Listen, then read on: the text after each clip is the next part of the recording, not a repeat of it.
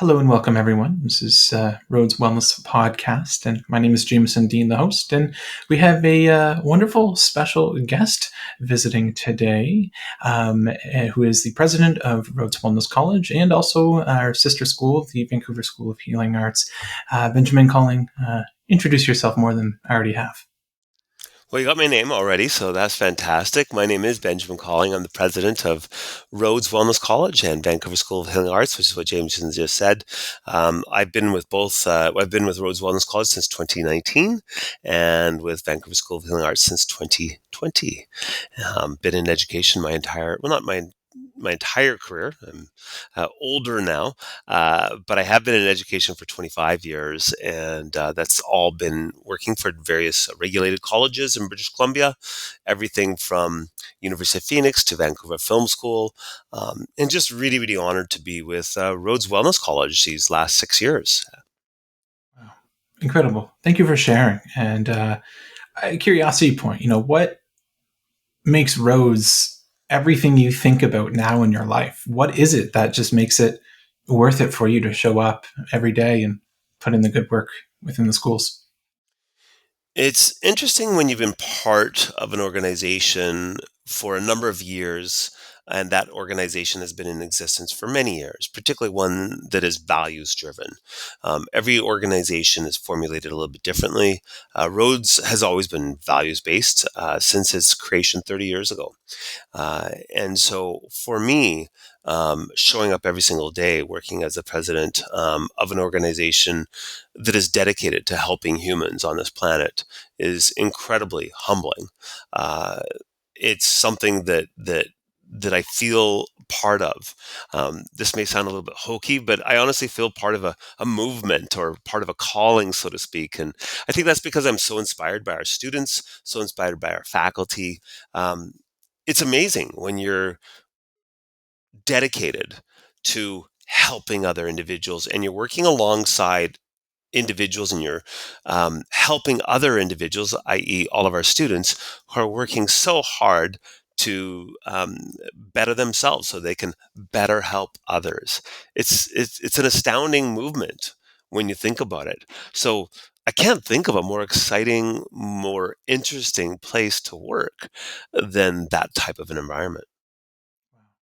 Very interesting. And, as an advisor here and podcast host, it's been really amazing watching, the success of the school overall over the last nearly 4 years, in terms of where what we've done and accomplished and released in terms of programming, but also improved our curriculums, and also end of day experience for the student in terms of all the amazing things we've implemented to the experience here at Rhodes, to make it even better for the student to learn and grow.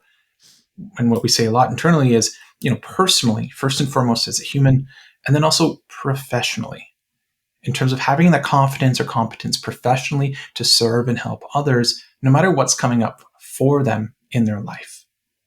That the student is equipped to do and hold space for and support and provide resources to such a degree in our very much experimental, more hands-on and practical approach.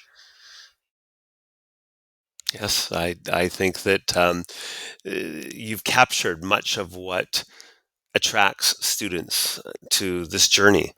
We have a number of different programs where they can apply themselves, but it doesn't matter whether it's the professional integrated nutrition counselor program or whether it's the professional counselor diploma program or the wellness counselor diploma program or our brand new end of life doula program. Uh, or our life coach certificate or life coach skills certificate program. You can hear in the title, it's all about helping. Even our brand new program, Registered Massage Therapy, what is that about? It's about helping individuals get through their physical challenges. And those physical challenges can morph into other challenges. And we know by experience, and we honor the origin of the medicine wheel, which we don't use without fully understanding that I, for example, as a white president, do not have the same cultural heritage to that full balanced look that indigenous people do, and yet our Indigenous friends have encouraged us ever since our foundation to lean in and utilize the medicine wheel, and its concepts to become a different type of school. One of our first graduates, going back 27, 28 years ago, Phil Gladue, is the resident elder for the Justice Institute, and he talks about how he was part of those formational years, and so right from the foundation, we've looked at wellness from that holistic lens of emotional health, mental health, physical health, and spiritual health. Spiritual, not in the terms of religion, but in terms of values, in terms of an inner source, that inner voice that we can turn to, regardless of how we access that, whether that be through meditation, whether that be prayer, whether that be through journal reflections. We believe that also is a very important element towards our health.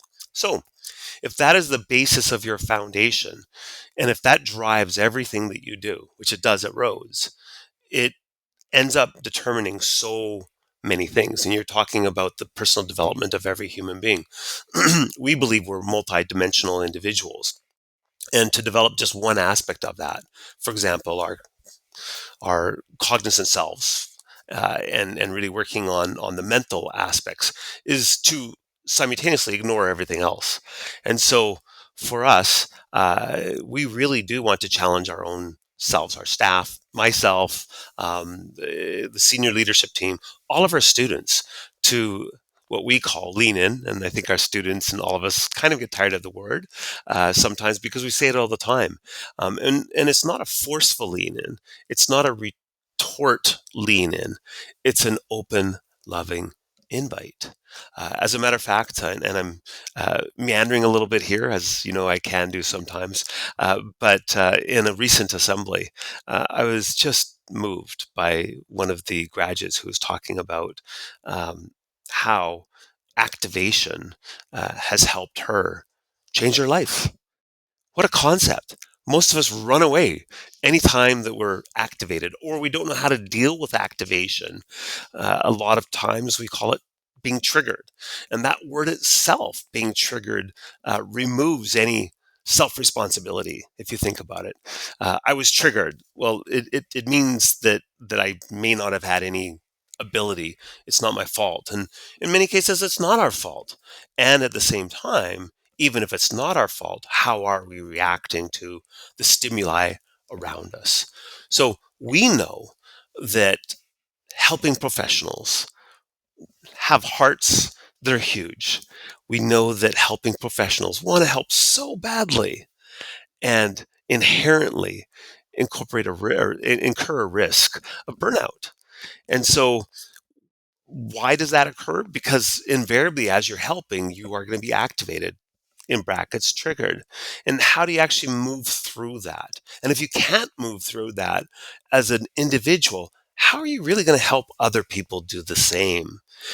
So these are all concepts that we delve into as deeply as we possibly can in as safe as environment. Safety is very subjective, so it's hard to say we guarantee safety, because what is safe to one person emotionally might not be safe to another. But again, it's that open environment, that open invitation to help people to lean into some of their activations as they're learning concepts, as things are coming up in our very experiential learning model. And by going through that experiential learning model, by learning the theories and applying them to your current concept of self and previous concept of self, by doing that over and over and over again, we believe that, yes, self-improvement is a huge part of the program. And yes, as you see that self-improvement, you can gain confidence because you understand that the techniques that you're learning work, because you're seeing them work in your own lives. You're seeing them work in the lives of your classmates. And isn't that a beautiful thing? And so you feel inspired and you feel wonderful by that. And you feel motivated to share that in a very loving way with other individuals. So as you move towards the latter part of our programs where people start working with the general public, you've already seen the positive effects of those techniques on yourself, on your classmates. And now when you move to general practice and to the general public, you know what to draw on. And even if you're activated again, you've been through it. You know how to go through this. And so that's why we believe that the program is so powerful. That's why we believe that this is something bigger than us. And it is that experiential model that it makes all the difference in the world. If you had a mic, I'd let you drop it. Well put. Thank you. And again, James and I have been impacted on this over and over and over again. I'm not the same person I was when I first became president of Rhodes Wellness College in 2019. It's been very important that I've learned how to set aside my ego, that I've had to lean in. We really believe in walking our talk. There have been times where I've been tempted to apply discipline, for example, because something was egregious.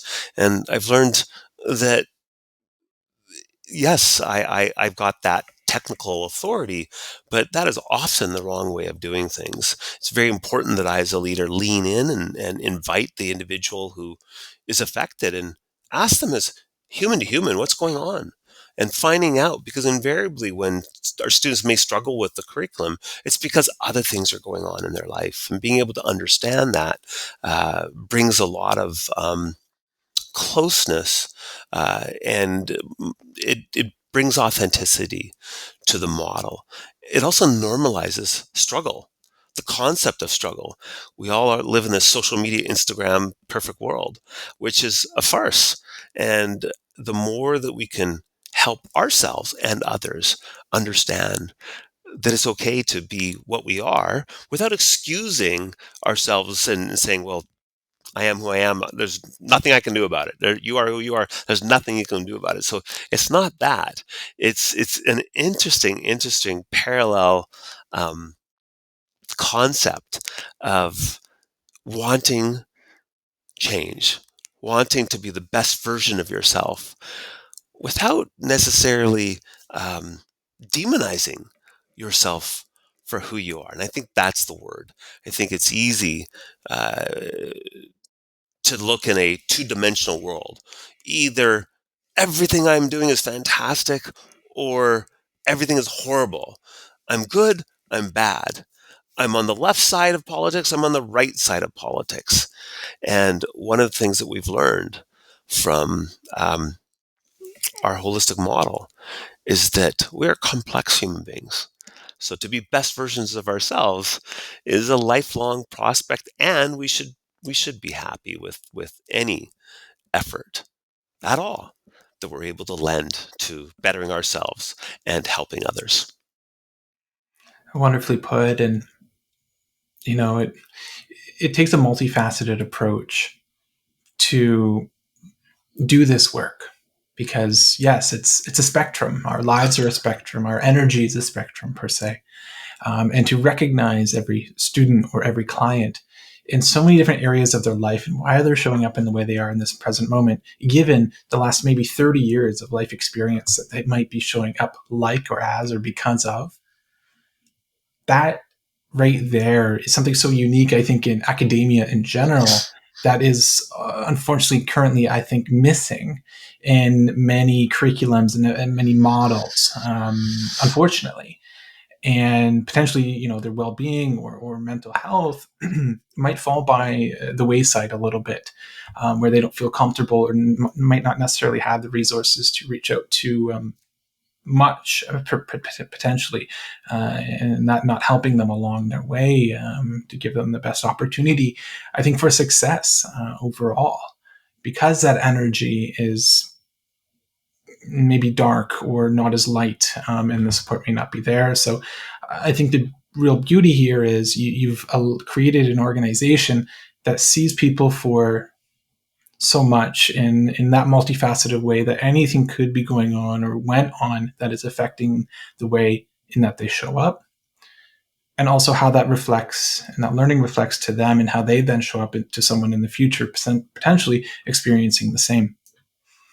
So I want to say thanks so much for sharing and articulating this, I think, so well in terms of a multifaceted, empathetic, and or sympathetic approach that I think so much of us have here and are also really honest and loving towards towards ourselves with.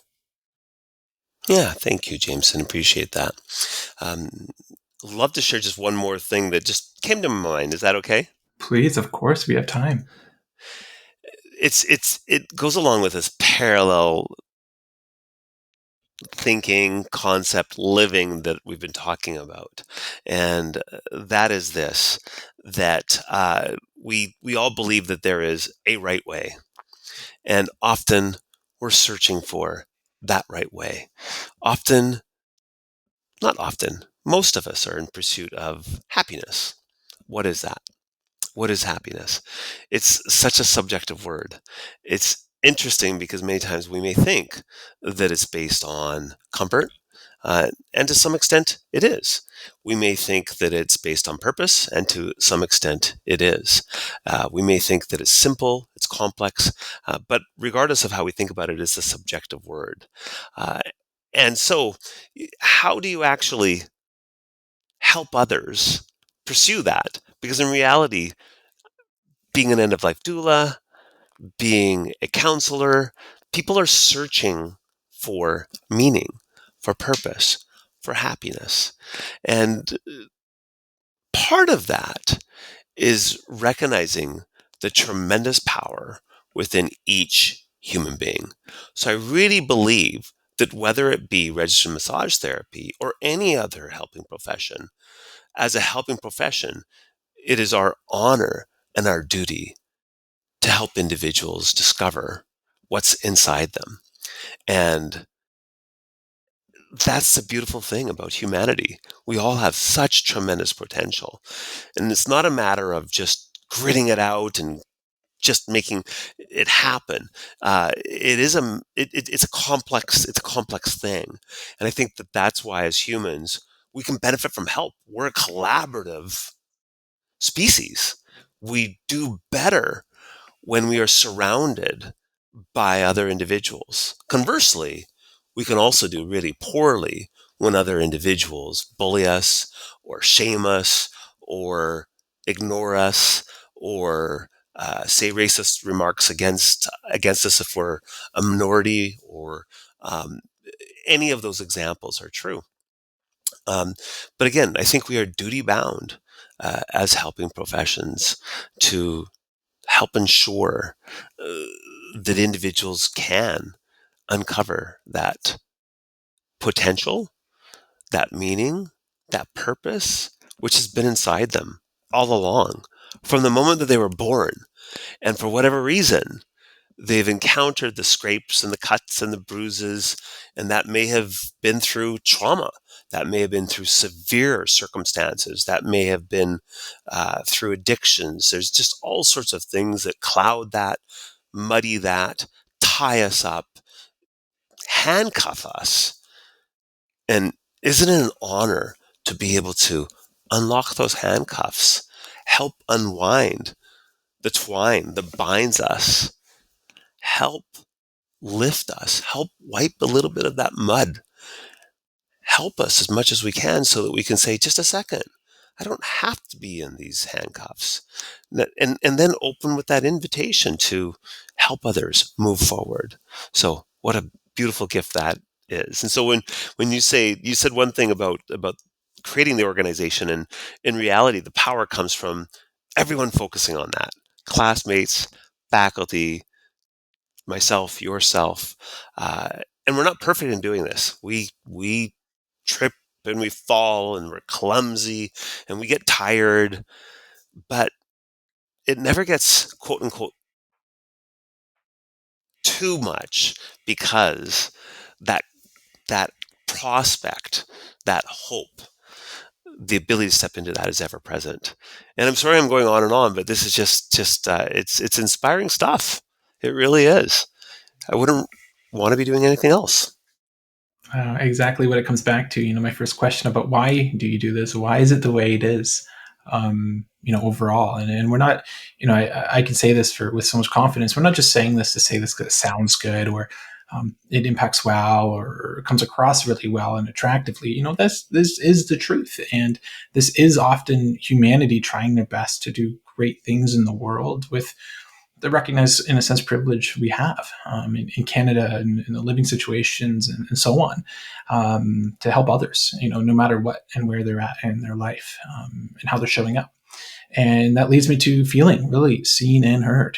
This is what it's all about. How, in a sense, deeply can you help who you're communicating with energetically feel seen and heard, and how they're showing up, and help them feel, you know, open to talking about something or many things they've never talked to anyone else about, Mm, never thought 100%. they could even be seen and heard in, and have another person make sense of and understand and love them unconditionally when they're sharing, this side of themselves. And therefore, yes, be in a space that's not judgmental. And it's like, oh, yeah, I just said that. And it is okay, and to have and create space for that, internally, say within the organization, and then teach and help others learn how to do that for others. That's just uh, so priceless and amazing and incredible. And the zhuzh of this work, I think. Yes, absolutely, absolutely. B. Rhodes, the founder, I give her a lot of credit for helping change my paradigm of thinking. This person did X; they don't deserve any compassion or any forgiveness. And uh, what a what a limiting concept. And I know that now. But when I joined Rhodes in 2019, um, I had my feelings of what right and wrong is. I still have that. That's one of the things that I love about Rhodes. We still allow you to hold your own values, hold your own um, uh, system of deciding what is best for you to do. But one of the most beautiful things is being able to understand different people's perspectives, Jameson, and being able to be exposed to understanding why people do certain things. Um, just because something is easy for me doesn't mean that it's easy for someone else. I've never suffered from an alcohol addiction, but I have many relatives who have. And so it's easy for me to judge that, but human to human, what does that do when I am judging that individual, or when I can't understand it? And this is kind of a difficult thing for helping professionals to be able to gain. My fear is that when we study theory only or science only, that yes, we can really understand what leads to an addiction. For example, I'm just using that as one example. But do we have compassion for that? It's a very different thing, Jameson. But when you're in class with somebody, or when you're in the school, as I have been, and you befriend individuals that have climbed mountains to climb over their addiction, or you've worked with humans that are still struggling with that addiction, which continues to haul them down, and you understand who they are as a human being, it it changes your paradigm, and you're able to see things a little bit differently, and you're able to see just a second. You may struggle with this, and you may not struggle with what I struggle, and it helps you understand that we all struggle. That's what this human sojourn is about. It's about struggles. It's about ups and downs and valleys. And so, yeah, going back to what I was saying at the very beginning, B helped me with one circumstance where it was a fairly egregious thing that we would look at normally. But she helped me get to a position where I didn't necessarily think that individuals that do this are that the act itself is fine. I still don't think that it is.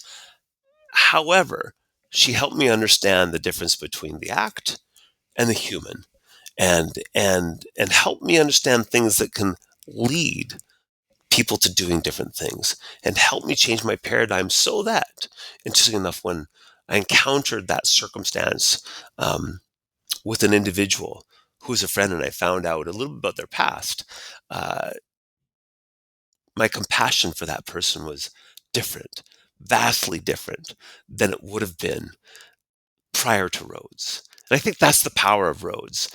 And what I was able to do, thanks to B. Rhodes, the founders, I was able to see this human as a beautiful human for everything that they represented.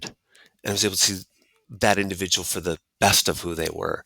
Not by saying, okay, what that person did was okay, but realizing that this is an individual who, again, has tremendous capacity, who deserves love like every single human on this planet does. That's that's that's something that's hard to explain, but it's just worked its way into me. And that's led to having patience for myself when I don't understand colonization, for example, and I've tripped on that a little bit, and I've had Indigenous friends that have invited me with open arms and helped me understand that, Ben, don't do that, or not good if you think this way or say this or whatever. But I've learned how that is an open invite, and through having friends that have had those open arms for me, I've realized that they're not saying, Ben, you're bad because you said this or you thought this when you were 14, 18, whatever, or because you represent this or because your ancestors did this. They're not saying, Ben, you're bad because of this. They're saying, Ben, those things are not good. And they've openly invited me and said, Ben, we know that there's lots in there that you can help with. You can be an ally, and this is how we hope you can help. And so that perspective and that example has allowed me to step into that and learn so much more than what I knew before about allyship, colonization, marginalization, some of these things that I'm so grateful that I know a little bit more than I did 5 or 6 years ago. It's changed me, and it's helped me. And so that's that continuous improvement, that continual invite, that continuous open space that we represent in every program at Rhodes, Jameson. So wonderfully put. And the word that keeps coming to mind is just humility. We're all human. We're all trying our best, and we're still human at the end of the day. I guess. And it's really interesting to go through life with the knowledge that you might find or get or gather from Rhodes Wellness College, whatever program it is, or the Vancouver School of Healing Arts, in terms of what you take with you moving forward, and how often invaluable and priceless that it is, because it applies to so many areas of life. Mm, yeah, that aligns. Yeah, it's isn't it wonderful when we can align life with whatever we do? And you're right, Vancouver School of Healing Arts is very much about aligning things, which is why we moved into yoga therapy. It's not just yoga teacher training, which is based on um, rich history, uh, but in inserting that word therapy and trying to help our yoga teachers become yoga therapists just moves it up another notch.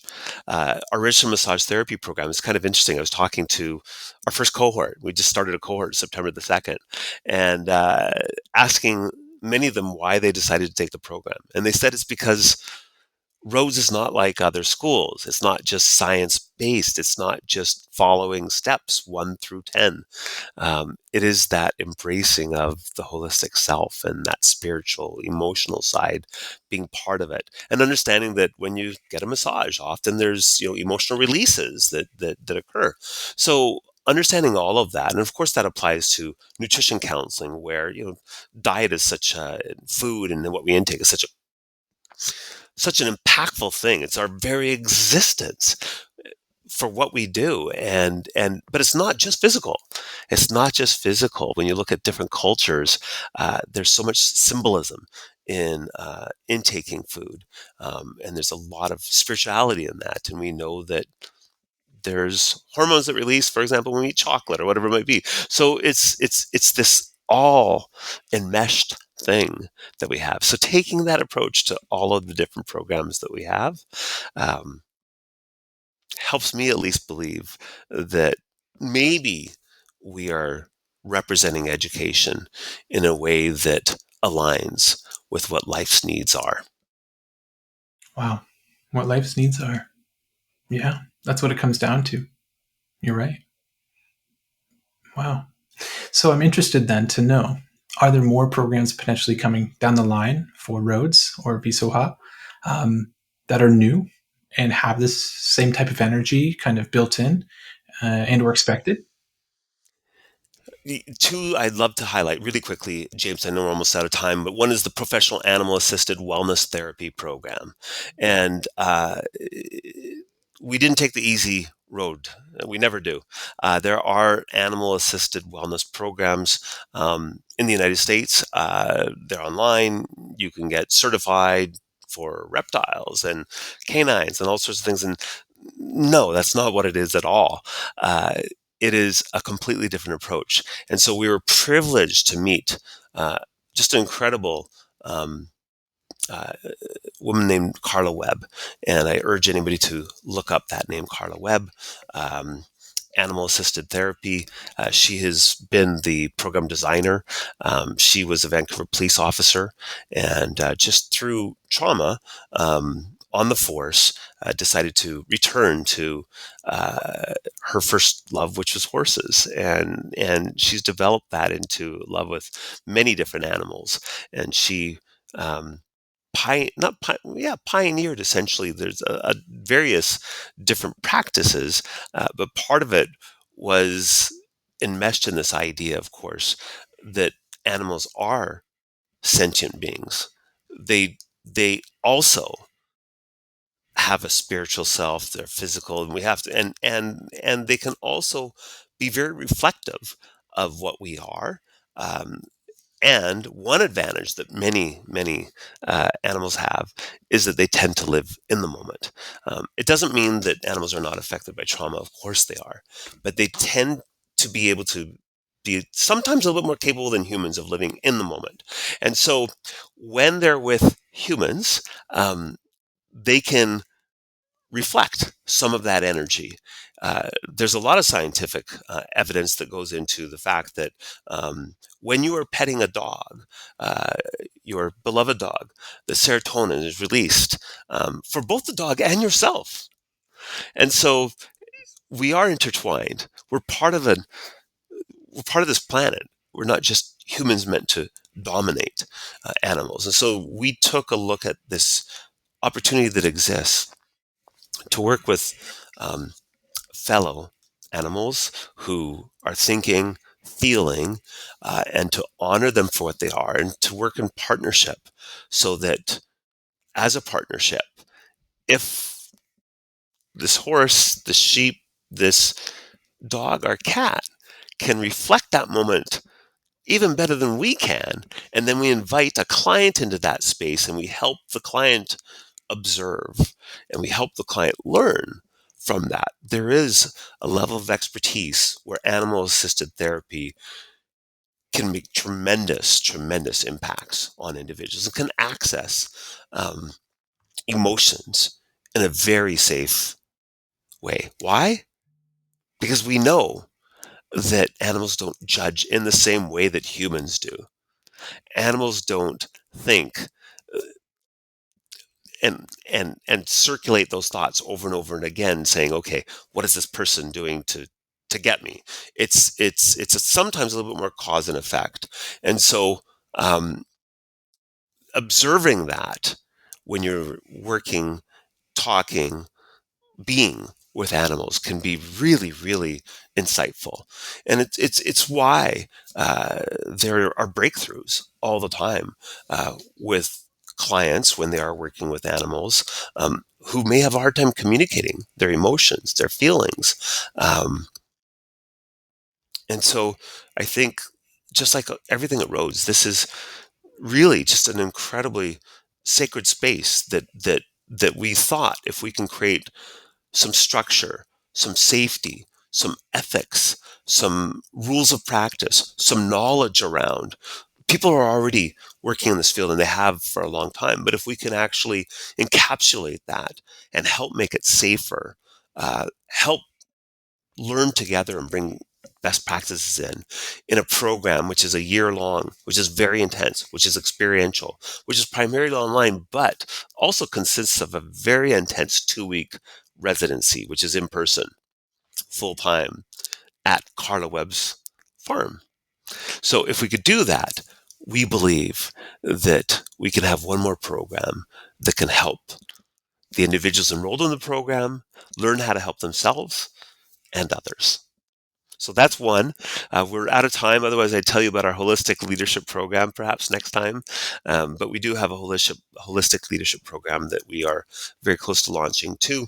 Not like your standard uh, MA in leadership, although there are many fantastic ones out there. Again, looking at that full sense of well-being and how leaders, particularly in not-for-profits, or it could be for-profits too, um, how we can help humans, again, be the best versions of ourselves, because we believe if we are, the natural byproduct will be the organization that we work for will be its best version of itself, will have the biggest impact. And so that's the concept behind the holistic leadership program.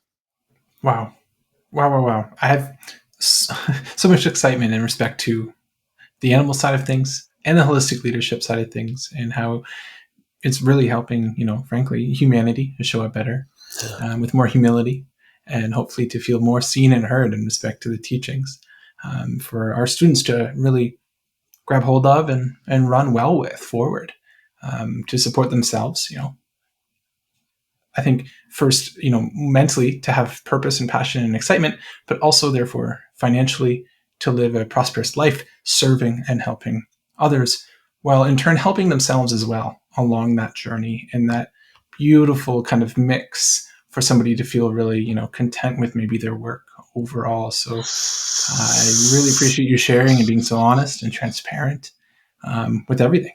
It's, I think, one of my number one traits in life, and I think many others, is transparency.